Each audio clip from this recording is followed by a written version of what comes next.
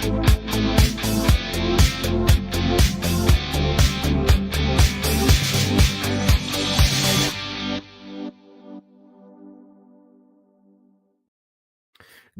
evening, wandering and wool gathering fans. Welcome to episode 138.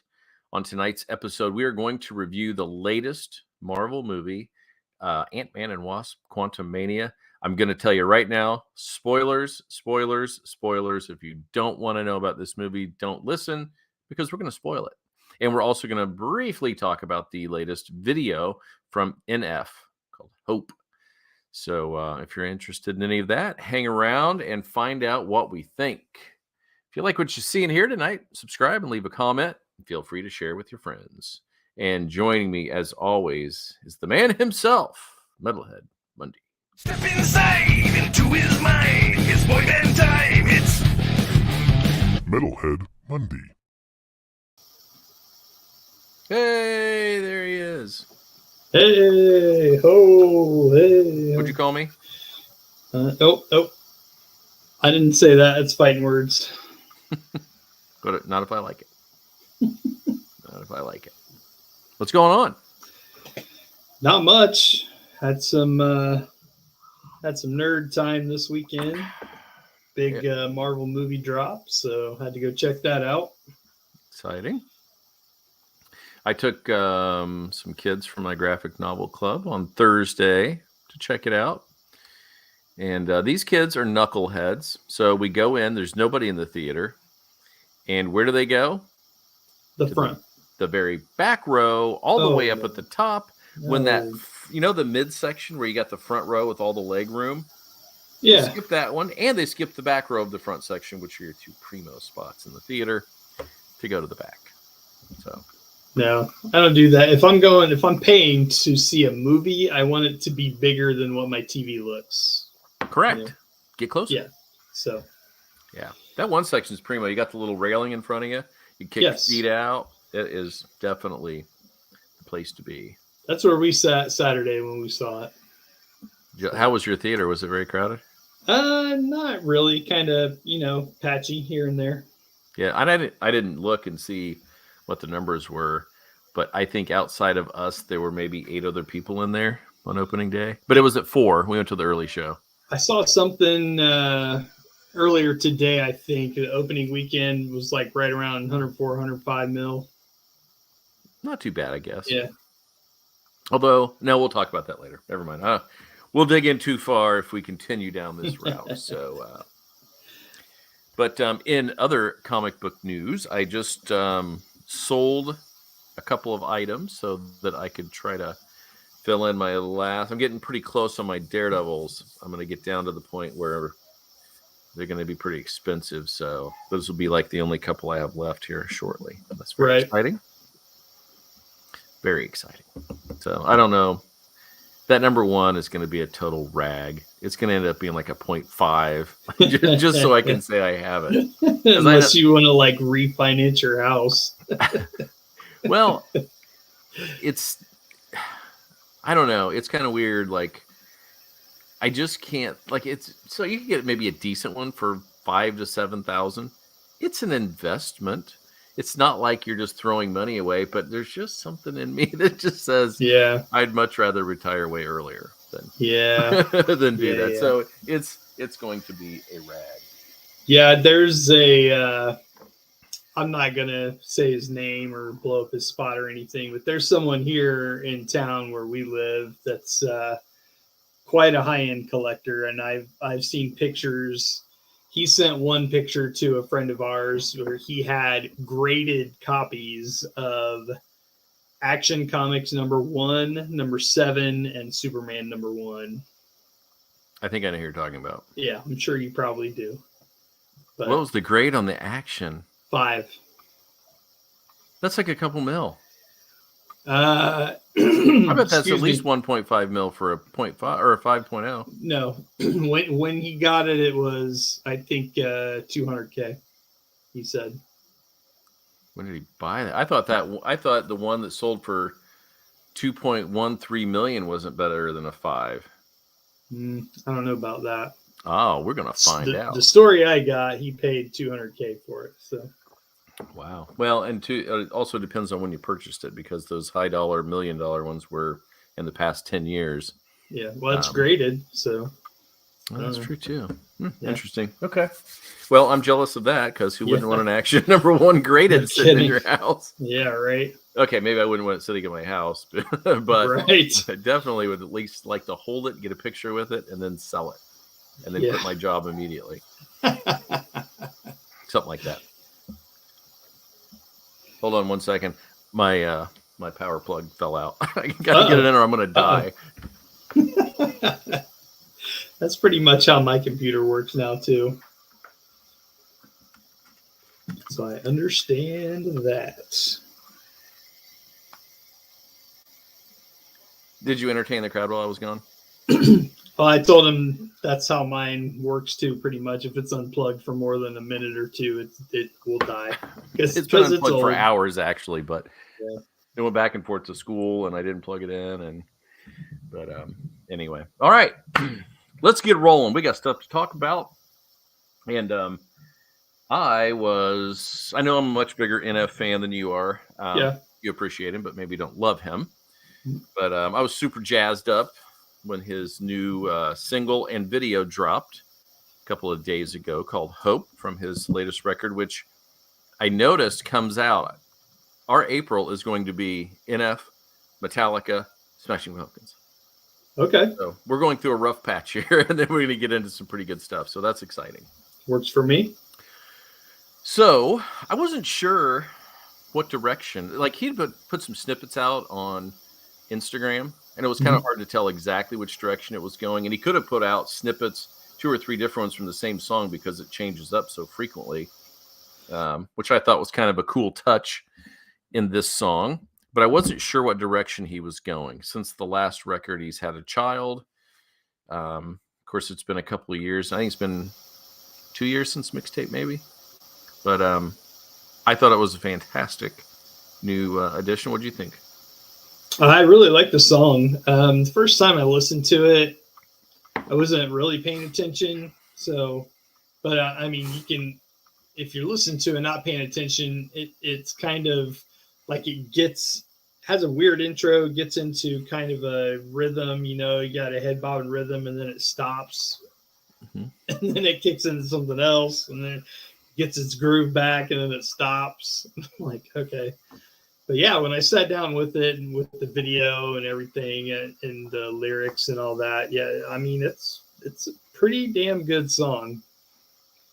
Yeah. Solid lead into this album, I think. And I'm assuming it will be the first track, because it is right at the top. Yeah, right at the top, he says something about introducing his new album or something. So yeah, I looked at the track listing, and it has all the songs, and it just has that list at the top. So yeah, I think so too. There were a couple of highlights for me. Number one, it seems like he's come to grips with his mother, because he kind of makes amends with her after all the stuff that he sings about in the earlier records, which is kind of an Eminem-ish thing to do, I suppose. But I also think probably having a baby, and maybe that's softened him a little bit, or makes him look at things a little differently now that he's got his own child. But that was pretty cool. And then the second thing was the transition when he falls and then lands in the mansion, which then goes back to the old song Mansion, which I thought was really a cool touch. Okay. I love that transition. I'm not fan enough to realize that's what was going on exactly, but the transition was cool as hell. Like his, I don't know what you want to call it, the dark version of himself pushed him, and he fell over onto the beach, and just then it, jump cut to him smashing through the ceiling of the I'm like, yeah, that's pretty cool. Yeah. And it was cool too, because then you go down memory lane a little bit. So have you ever heard the song Mansions? I don't think so. It's basically, the mansion is his brain, and he's got all these rooms in his brain where he's got all these different emotions and feelings and events that he's got sort of locked away in these rooms. So in one room, he's got his balloons from the old videos, which were his burdens. And so I thought that was really kind of cool. that he did that. And then that wasn't the only thing that nodded to the back. There was a really kind of a creepy part at the end. Did you notice the one where the version of him singing, the little black around his mouth would kept spreading out and going back? So it was like, if you're, I had the closed captioning on the video. So, and when it would go from like him to the dark him like that, it would change not the font, but it would put like parentheses around the dark version, like he's someone talking to someone else, which is really, that's what he was doing. It's, like the versions of himself talking to each other. So yeah, that was really cool when he would say something normal, and then his, alter ego would say something back, and the thing would appear, and the dark around the neck would come out, and that was pretty awesome. And they did it very well. Like, it was very quick, but you still caught it, and it looked pretty awesome. Sort of Rorschach-y, a little bit. The mask. I think it's like it seems like he's turned a corner. He's made some positive changes, but it's still lurking in the background, his neurosis or whatever, and his fears and all that. So I think that maybe was the embodiment of that still coming forward some, and I don't know. Very cool though. I think most of us have that a little bit, if we're, I don't know.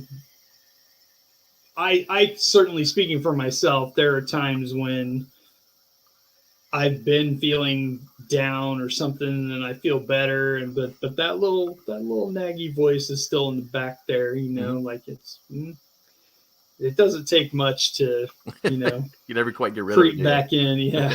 So yeah, and maybe that's not what the intention was, but that's what I took away from it. Yeah. And I thought the skill in this song was really good. The changes and the mix up, like you were saying, and you're right. If you're not really paying attention, it could be like, oh, did the song change? Yes. Because it is pretty abrupt at times. There's a couple of transitions that are very stark, and I mean full stop, and you're like, wait, what? And if you're not paying attention, or if you're not watching the video, it's, you're not sure what's going on, but watching the video certainly helped with that. But yeah, I thought also the first time I listened to it, I didn't love the section where the 30 years section. There's 30 years blank, 30 years of blank, 30 years of blank, 30. And watching the video and reading the lyrics along with it, I think helped that. Like I really did enjoy that part once I knew exactly what was going on. Yeah, no, I agree with that. It just goes on for a long time. 30 years. He says 30 years something many times. And I'm like, okay. And then I'm watching it and reading along with them, like, oh, I see what we're doing here. Yeah, I thought good start. Great album opener. Yeah. I'm saying it now. No. Yeah. We'll see what the rest of the album's like. But clever song, great video, lots of great production value and thought went into it. So I'm really excited to see what the album's going to have for us. Yeah. His videos are always interesting. So. Yeah, for sure. All right. So I would say for me, just because we don't know what else is going to come, give that 4 out of 5, probably. I would be hard pressed to give it lower than that because I really liked it. So. Awesome. So make sure you all check that out if you have not. NF Hope off the new record. The video is really cool. You definitely want to watch the video. It's a totally different experience. So. All right. Now I can't say it enough. Spoilers. If you've not seen Antman, go away. Don't go away. I mean, we still appreciate you. Well, if you want it spoiled, hang out. If you don't, maybe go and come back and watch this later if you want. I'm gonna, while we're doing this, I'm gonna wet my whistle out of this delightful Wanderings and Wool Gathering travel tea mug. Nice. Everybody should have one of these. Yeah, my tumbler's just plain stainless. Would you want to make that tumbler a Wanderings and Wool Gathering tumbler? Not this one, no, because I take it to work and it gets beat up. So who cares? Just send me the size. We'll get you set up. Look at that transition. Okay. So, Ant-Man, the Wasp, Quantumania. I'm just going to say it before we dig in. I was a little underwhelmed.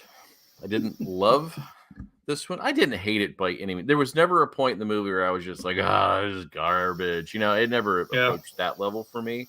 I just didn't get the same feels that I get from most Marvel movies.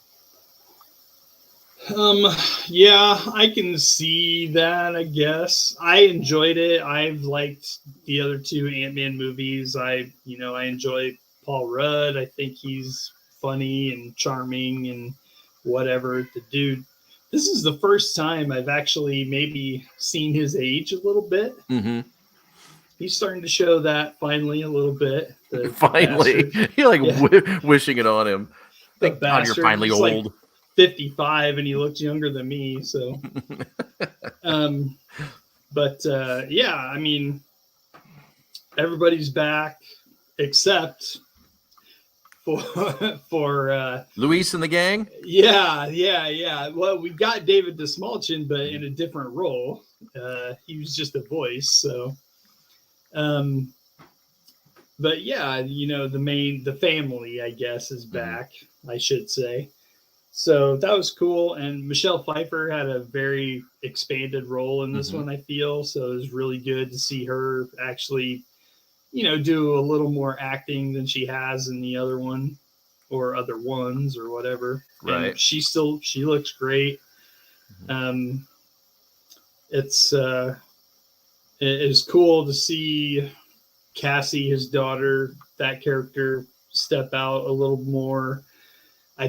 These movies keep coming, and man, everyone just makes me more and more want the Young Avengers to finally happen, but they're taking their sweet time with that. So yeah, that would definitely be cool. Yeah. But, the one role that should have been more expanded was Bill Murray's. What a waste. What a waste. He got like 2 minutes. Yeah, it was great.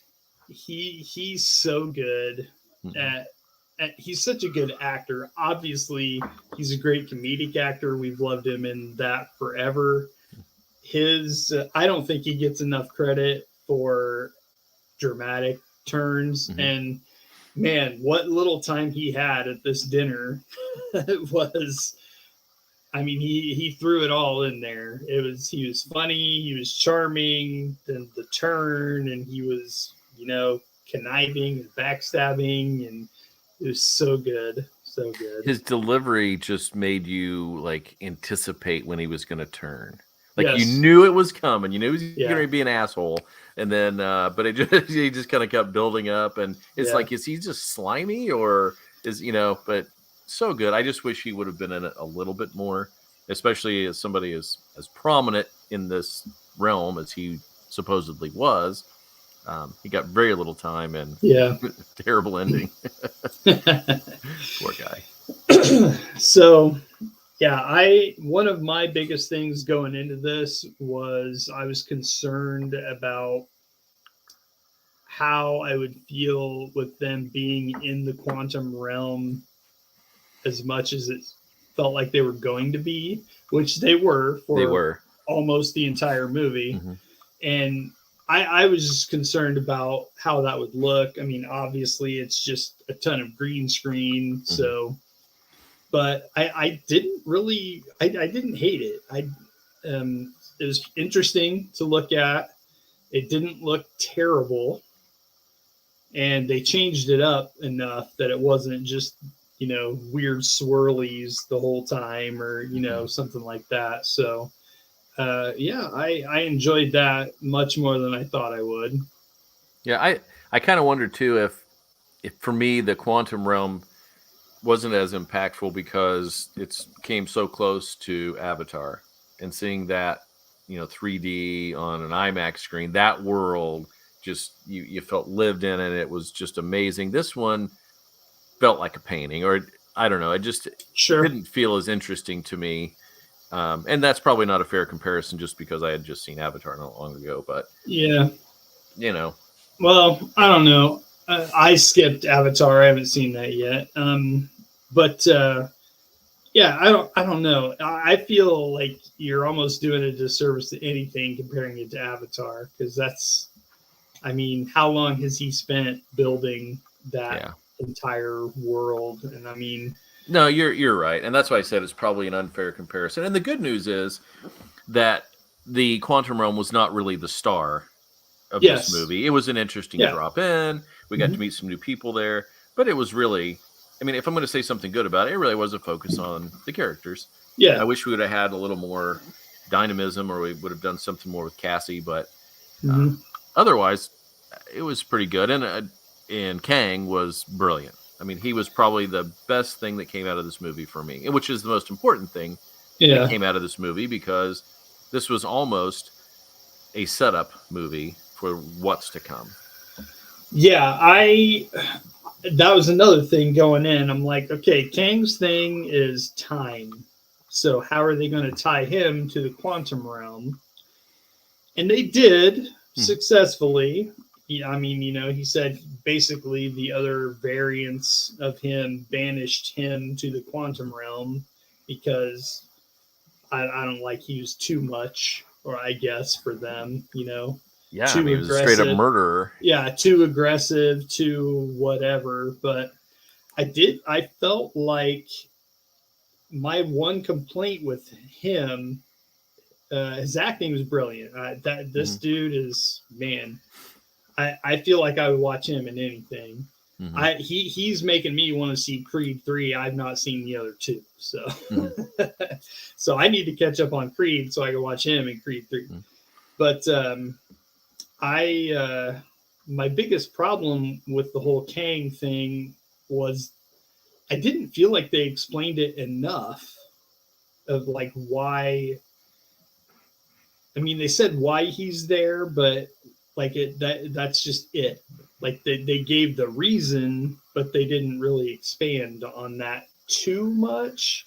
Well, the other part is they told us too much stuff. Like the best movies are where they show you, and you experience it. Here we got a lot of info that wasn't shown to us; it was told to us. Yes. Exposition drops. Yeah, I felt like there was a lot of that. I thought the most interesting part, or maybe not most interesting, but part that was really well done, was the part with just him and Michelle Pfeiffer on the planet putting that engine back together, and then her accidentally getting the visuals of him destroying. That was not a dump. That was showing what happened. And there was just that tense moment of, will she go with him because she wants to get back to her family, or will she stick to her guns? That scene for me was really well done. Most impactful probably in the movie. Yeah, I like that as well. And I don't, other than that, I really enjoyed the movie. I think I liked it a little more than you did. I liked the new characters that came in. And like I said, we got Desmulchin back with Beb. He was like kind of in movies that are big on comic relief, where we don't have, the crew, so this is David Desmulchin still got to do as Beb, like the kind of comic relief. You're drinking his ooze, and then all he wants is all he asks about is holes, and then when he gets his holes, it was pretty amazing. So, but yeah, and I was super excited to see William Jackson Harper as Quaz with the mental powers. Again, more comic relief, and he is an excellent actor. He was amazing on The Good Place. So if anyone has not seen that, you should absolutely watch The Good Place. So good. But yeah, I mean, all the they brought what's his name? Dang it. I can't remember the actor's name. The guy that plays Darren Modoc. Yeah, I can't think of his name either. I'm looking for it, but I can't. Modoc was a bit of a letdown. I liked the visual of MODOK with Until as soon as the thing went up, I was like, that looks like garbage. it's a big fat face stuffed in there. It just looked Yeah. very strange. It just looked distorted. Yes. So And I just don't know that the special effects people wanted it to look like that. If that's a choice they made, that was a very odd choice. Yes. But yeah. Oh, wow. Okay, so IMDb says that he is uncredited. It's Corey Stoll. So okay. And there's IMDb says he is uncredited. I didn't realize. I mean, he's in so much of it. Yeah, that's weird. That is weird. But yeah, so he was, the villain from the first Ant-Man movie. And Darren, whatever his name was, like he's trying to take over the company and get them out. And he's the Yellow Jacket, I think. And so, it was kind of cool to see him return and making him MODOK. Like the story made sense and all that. But yeah, once they flipped the mask up, I'm like, oh God, that looks rough. Yeah, it was.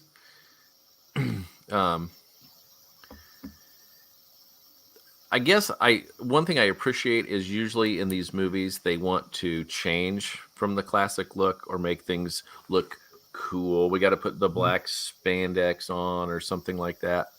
I guess I give him credit for going that route and making him look like that. Mm-hmm. So I thought that was pretty cool. And he wasn't a negative from the movie. It was just like you said, the face goes up. It was a little wonky, but yeah. Other than that wasn't a detractor from the movie.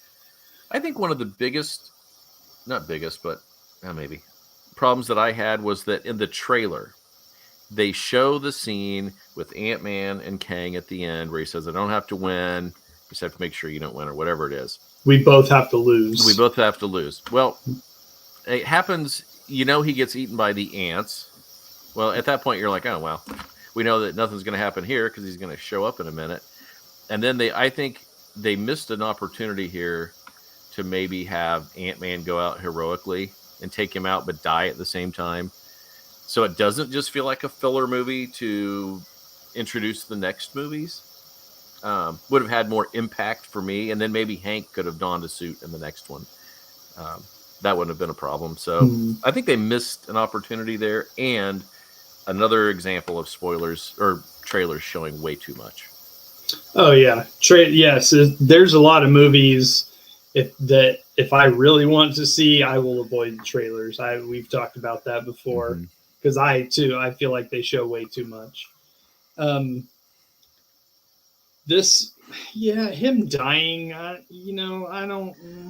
Or an impactful death, or Cassie steps forward and just to give this movie a little more gravity because it just felt like we're limping along and we're just getting to the point where now he can get with the Avengers and. So okay, so my solution to that I give it more gravitas or whatever, rather than kill anyone when Janet comes back through to save him, and they get stuck there, leave them there. Like she comes through, the portal closes. And he's like, oh my God, you came back to save me. Like, we're stuck here. And then boom, they're not stuck there. Like there was no time for any danger there, like for any real feeling of, oh my God, we're stuck here, because it happened so fast that then they weren't. Yeah. And then he's back on the street, walking down the street, Yeah. So like, I get, and yes, in that scene, like I get that's the bookend thing, that, and it works, it's fine. But yeah, I rather than see someone die, maybe leave them stuck there for a little bit. I'm going to see your change and add one more. What if it was Cassie who stepped through and saved him? Sort of completing, she wanted to be special. She got a suit. She wanted to be a hero or whatever it is. Well, give her an opportunity. Yeah, that would have worked too. Yeah. I don't know. I mean, but yeah, it's yeah, the stakes are not really there, I guess. And no, there's no big, other than like the daddy daughter thing, like there's no huge emotional anything going on there. But I don't know, like it worked. There wasn't anything that I thought was absolutely horrible Oh, I agree with that. aside from Modoc's face. So and yeah, my honestly my biggest gripe with this movie, Kang in his like costume, pretty close to the comics. It looks great. He looked amazing. Yeah. I love how they did the blue on his face, because I wasn't sure how they were going to do that. Yeah, where it looks like scars, and then when he's all powered up, it lights up. Yeah, the suit, Yep. it puts like a blue protective thing over his face. That worked. He looked amazing. I'm a little sad that they have burnt that costume on this guy that is now probably gone. Yeah. But I mean, how many variants did we see at the end there? It's like a whole stadium full of them or something. So who knows what's going to happen. Yeah, this is going to be interesting. It has the potential, if they play it right, to be very clever and really finish off in a cool way, just because of the timelines and the jumps. And which brings us to the you just mentioned the arena, which was one of the after credit scenes, and then the final one, which for me was probably the coolest one, having Loki back. And I can't think of Owen Wilson's character. I can't think of his name, but it's like his handler or whatever from the company. And there they are back in like vaudeville times, watching this guy. It's like, oh, this is so cool. And his last name was Timely. So like that Timely Comics. That was cool. Yeah, and that really makes me excited for what's going to come, because I'm hoping that Loki will play a huge role in the future of these movies. I mean, his whole show was about time and hopping through time and the variants. That's where we first heard the variant thing. So like, how it has to. Yeah, and we met Kang. And we're getting season 2 of Loki, right? Yeah, I don't think it's as many episodes though, is it? I don't know. If I saw that right. But we're getting a season 2, so like all of this has to be, obviously it is. What we saw, it's tied in somehow. So. Yeah, but I just don't want Loki's role to be stuck to the show. I'm hoping that that he'll expand onto the big screen. Well, I'm sure it will. I mean, he was in this credit sequence, so I know they've already done advertisement for his show, Yeah. But they've already done that kind of, so I feel like his show should, roll right into whatever's going on. Agreed. Any other thoughts about this movie? I don't think so. That's pretty much, in talking to anybody I've talked to it about so far, that's pretty much what I've had to say. That's my gripes, and they weren't major-ish. So I enjoyed it. I understand how someone could say this might be a filler movie to get us, just to kind of push us along. Right. I get that. But yeah, they could have something that revolves so much about family. You have multi-generations, dad, daughter, two generations of dad, daughter stuff. And it could have been more emotionally driven, but whatever, it worked. Technically, it is sort of a middle chapter. Yeah. If you think about it. So, I guess there is that aspect of it. You'd had to have done something crazy like killing off someone to make it have a more standalone effect. But I guess in essence, it really is sort of a middle chapter of the story of Kang. So fair enough. And really, if you think about it, if you're going to do some kind of filler, middle, whatever you want to call it, who better to do it with than Ant-Man? I hate to say that because I love the character. I love Paul Rudd as Ant-Man, but really, you know. Honestly, I don't know that it would work nearly as well without Paul Rudd. Yes, I agree with that It 100%. takes a special character to make that interesting, I think. Yes, I agree. So poor guy can't even get his free coffee anymore because he's not Spider-Man, not Spider Guy or whatever that guy said. Oh my God, that was like the most shocking thing in the movie. He said $12. I was like, what? $12 for a coffee? What is Starbucks in New York, right? So Oh my God. yeah, that's the way it works over there. All right, now it's time. You got to rate it. What do you think?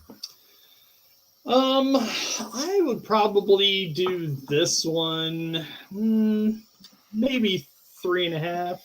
Probably about 3.5 out of 10. No. Oh, my bad. We do 5s here. All righty, fine. Yeah, 3.5. Yeah. Okay, fair enough. I'm gonna go with a 2.5 out of 5 because I didn't love it, didn't hate it. You know what? Because Kang was so good. I'm gonna give 2.75. There you go. I'm gonna give the Kang factor. There you go. So, but yeah, I probably won't watch it again. I don't think there's anything in that I really need to see again. I don't think any of the set pieces or the action scenes were anything that really require another view or were that interesting to want to bring me back. Yeah. Okay. Well, that's fair. Everybody's got their favorites and their least favorites. So, and I want it to be known, I go into these movies wanting to love them. Oh, I'm not yeah, one of these absolutely. guys who's like, God, I hope this sucks so I can just rip it apart. Yeah, I know. I want to love all of these movies. Yep. And I just didn't get that feeling, that emotional high you get from watching a lot of these, from the charm of the characters and the high action. And you just never know what's going to happen. So just didn't get it. That's all. Yeah, that's fair. But I think I'm kind of alone in this from people I've talked to because most of the people are like you, really, really enjoyed it. So the point is here, don't listen to Foggy. He does not know what he's talking about. I mean, I could have told you that. Well, oh my God, if you'd have told me that 25 minutes ago, we could have let people out of here after 15 minutes. I mean, you love Daredevil. Yeah, what a loser.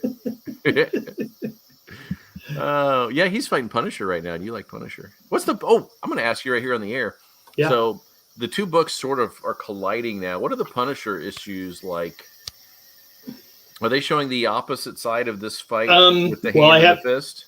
I haven't read the Daredevil, but I mean, yeah, I would assume it's more from the Punisher perspective because, so this whole book so far, he's like, I don't remember what they call him, the something beast, something, I don't know, but he's basically like this crazy like head assassin basically for the hand. Yep. And this comes with some crazy powers that I'm still not sure exactly how they work. And I don't think Daredevil and Elektra, since they got married, really explain much either how it works. Yeah. So Daredevil shows up because he's always been involved with the hand, with the tie-in with Elektra and all that stuff. So he shows up and basically confronts Frank and. Of course, Frank doesn't like what he has to say, and Matt tries to fight Frank and stop him, and that doesn't work out well. So he just I think Matt just kind of goes away and tries to bring I believe he went away and he either talk to someone or is trying to put together a team to like, we got to stop him. Like, this is out of hand. Out of hand. Well, he put a team together of formerly incarcerated people, and they were fighting, and then we have a short stoppage here, and it looks like now that the Avengers or members of the Avengers are going to step in. Yes, that is where the last issue of the Punisher came. Yeah, it's just interesting because you've got this thing coming from two different books. How are they going to make both come out not looking like losers? Because, in Punisher's book, he's not going to come out totally looking like a chump. Daredevil's not going to, sometimes he ends up in jail or whatever, but I just can't imagine him losing to Frank straight up in his own book. I can't imagine this is going to end well for Frank, because right now his wife they've resurrected his wife. That is how the hand brought him in. They have resurrected his wife. They've been trying to resurrect his kids. For some reason, that is not working. Every time they try, they come out like monstrous and weird. And but Maria cannot leave the island that they're on. He tried to take her from the island and leave everything behind, and as soon as he did, she started dying. Oh, so they've got control of him in essence. Yes. I don't see this ending well for Frank, which whatever. Or maybe he'll switch sides. Who knows? Yeah, I don't know. Yeah, well, we'll find out here in a few months. All right, Mundy. Good show. If we're wanting to find you in the off chance over this week, where might we find you? I'm always on Instagram at Metalhead Mundy, just like my handle on the show. Yeah, Mundy's got a handle. So do I. I have a spout too. Tip him over. And Mr. Mundy, where can you find Wanderings of Wool Gathering? Oh, geez. We have a Facebook page. When we do the live thing, it's on the Kokomo Lantern Facebook page or on YouTube. And you find the audio version on Apple, Spotify, Castbox, Stitcher, SoundCloud. Is that everything? That's it. All right. You're good. You're good. And you did mention the Kokomo Lantern. Special thanks to them. They are our sponsor. And if you need some news surrounding the Howard County area, head over to kokomolantern.substack.com. They have all kinds of awesome content. They do lots of shout outs for people around the city. He is doing amazing work there. So give him your money. Support. Support indeed. Local people. We love it. So until next week. Oh, hold on. I got to find our outro. This is so unprofessional of me. Where did it go? Oh, no. All right. Hey, do we know what we're reviewing next week? I have no idea. Great. Sounds like a great show. We'll see you next Sunday night at 7 o'clock. Later. Bye.